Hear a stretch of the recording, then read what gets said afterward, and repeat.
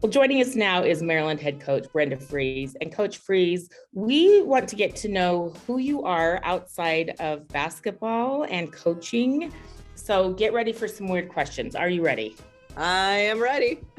Okay, this is not necessarily outside of basketball, but you are very well known for your locker room speeches. Where did you become a good public speaker? I think I was really fortunate, in my time, we all have been mentored by different people. And Bill Fenley was someone that I worked for, also gave fiery speeches and from the heart. So it kind of evolved out of that. I mean, obviously you have to then put your own personality and your own stamp on it. But, definitely kind of, through some time that I spent with him. Okay, what is the most embarrassing thing you've ever done in a game that you were like, I don't know if I should have done that? The most embarrassing thing. I'll tell you an example. I was at my son's 8th grade game and somebody really fouled him and knocked him down. And the next time down the court, that kid shot an air ball. And I didn't even think about it, but I was like, air ball. Rings out in the gym and everyone looks at me like, that is a crazy parent. And so that's my most embarrassing So are thing. you saying of me supporting my own kids or anything, on the court, anything you've done? I think with my kids, I am as mild as they come. I want to support, I know what it's like as a coach, having parents that, act in certain ways. So, I mean, I am a big cheerleader when it comes to my own kids. I think, you've seen me on the sideline. I mean, I'm surprised I haven't broken a heel. I'm usually like kind of sprinting down the sideline sometimes, or I've really grown with the officials. Some of the things I used to say or do when I was younger, I no longer do. So I think I've really grown in that way. But yeah, I mean, you're in enough games. There's always something. All right, tell me what you're like as a mom. Part of your story has been this super high profile job with very young children and one with a very serious illness going through leukemia and cancer. So how have you settled into mom role?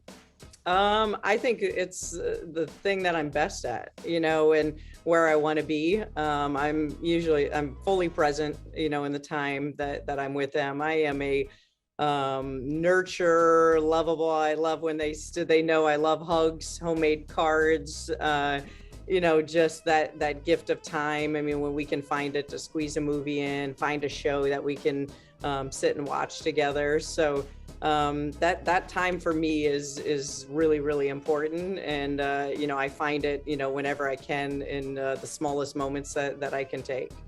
Okay, this is a little small thing, but I just wanted you to know I am on your Christmas card list, and every year I get the Christmas card from the family, and I love it so much. So thank you for having me on your list.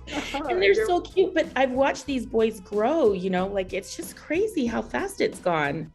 It goes by so fast. I mean, they're 14 now, and to think way back when they were small children. But as you know, every stage gets better.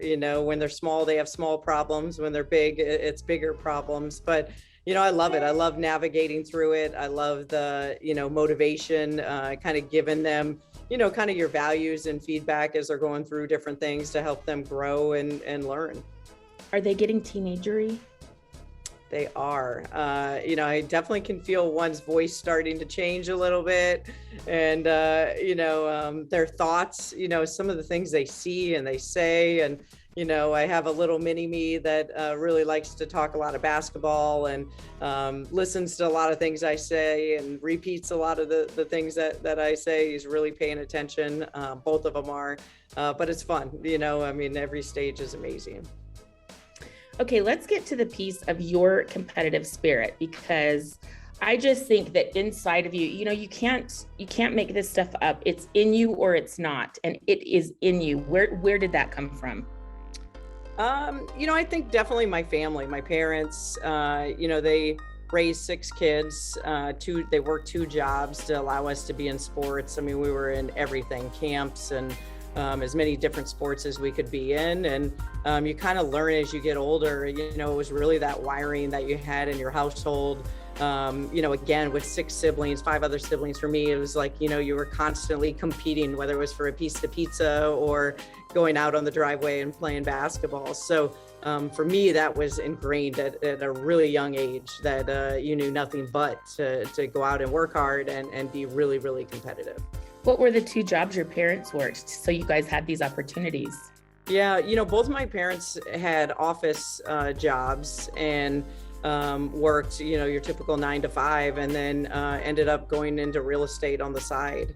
So, then at some point, one of them got laid off, and then it became full-time in the real estate, which they've still done. My mom's 82 and still, helping with my brother, doing a lot of the real estate. It's just kind of, who they are and what they're about.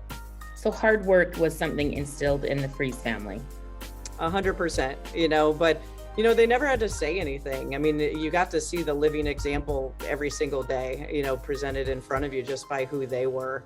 And so, as siblings, we never thought anything less. Like, yes, I should be out on the driveway practicing or running sprints. And, I had an older brother who was 5 years older than me, and he'd have a tire and a chain and he'd be running out in the street. So, for me, I would look at that and be like, oh my gosh, that's what I'm supposed to be doing. You would see that example in front of you. So I'm just so grateful, for the 5 siblings I have and the examples that they gave me, as well as both of my parents.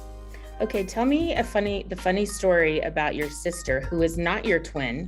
However, what has happened at games where she's up in the stands or at concessions?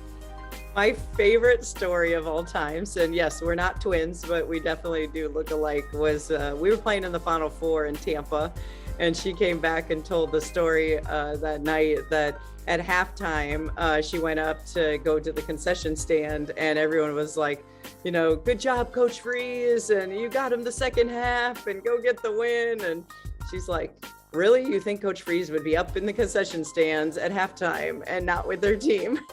So I love that story. It's precious, Hopefully she wasn't buying a beer. That would have been even more dramatic. Correct. But she gets that all the time. And, sometimes she rolls with it. She doesn't correct them because it takes too long. But, she definitely gets that quite a bit.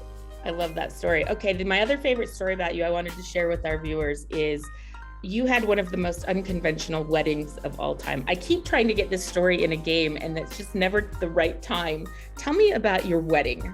Yep. So my wedding, my husband and I, we had a very small window. It was going to be in August, and we just wanted it to be, our parents and him and I. So basically, and you're in coaching and you're trying to figure out where you're going to go. And so someone had navigated me to weddingsonawhim.com.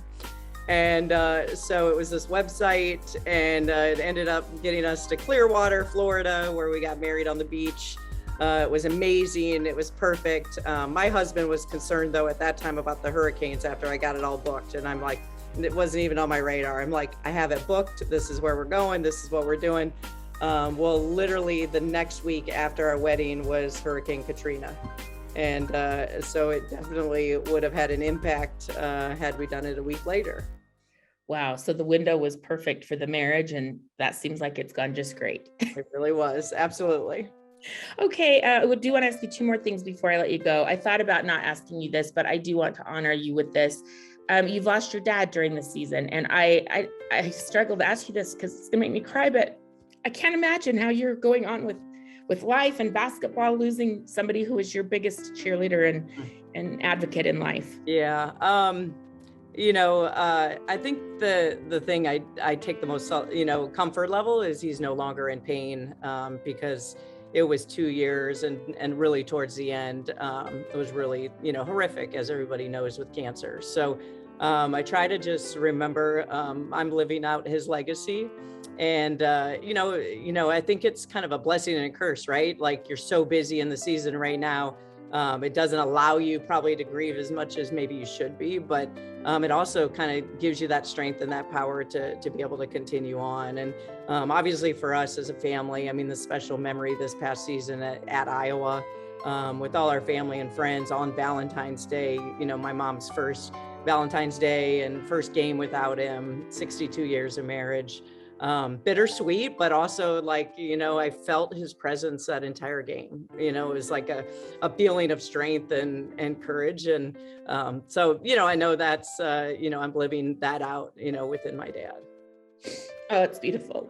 My dad was my biggest person too. So it's like, I just feel it's hard. Like I miss him, and I just can't imagine how you're missing him right now. Yeah. Well, you were, Sally, so sweet, to reach out. I mean, it's amazing the village that you have of so many people are so caring and thoughtful, and, the village that I have here at work, and the support in the women's basketball community. So it's like, it really does, show you the pure love that people have and care and concern for one another. It's pretty special. Okay, before I let you go, we've got to talk about your team because they are really special, and you guys are in the fight of your life for this Big Ten championship. Tell me about what is special about this group this year. I think, the most special thing about them is, just the adversity that they've had to face. This has been, quite honestly, last year was, during COVID, an easier year for them. We didn't really get impacted much at all. And this year, it's like we took everything that we missed a year ago. And, goodness gracious, we've had injury after injury. We've had COVID, fall into place with games. Obviously they lost their head coach, for a game. We had to play a game, the day my dad passed away. So we had to fly in the day of a game, because of weather conditions. So they're at the point anymore. They've shown so much resiliency that they don't even blink. It's I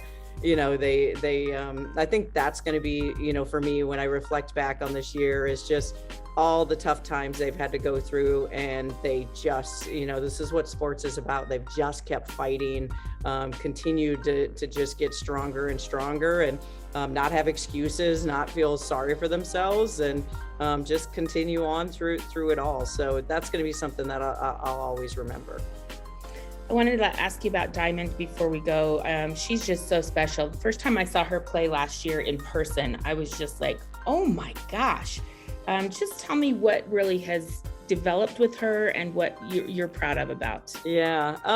Another, player, like the adversity she hit, she's never had an injury and really lost most of the non-conference this year for us. So that's been a whole different element for her, mentally as she's come back. Really proud of her though, for that resiliency. Now she's starting to really come into form. I mean, look, she's a pro. She's a 3-level scorer. She's dynamic, fierce competitor and winner, and is going to finish this really strong for us here at Maryland, and then have an incredible pro career. Well, thank you for your time, especially on a game day. I can't believe you took time for us on a game day, but I'm so grateful, and fun to get to know Brenda Frese a little bit more behind the scenes. Weddings on a whim.com. I still can't get over that. And one day I think maybe I will be using their services as well. So you'll remember it.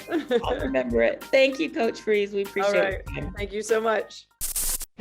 Thanks for watching ESPN on YouTube. For live streaming sports and premium content, subscribe to ESPN+.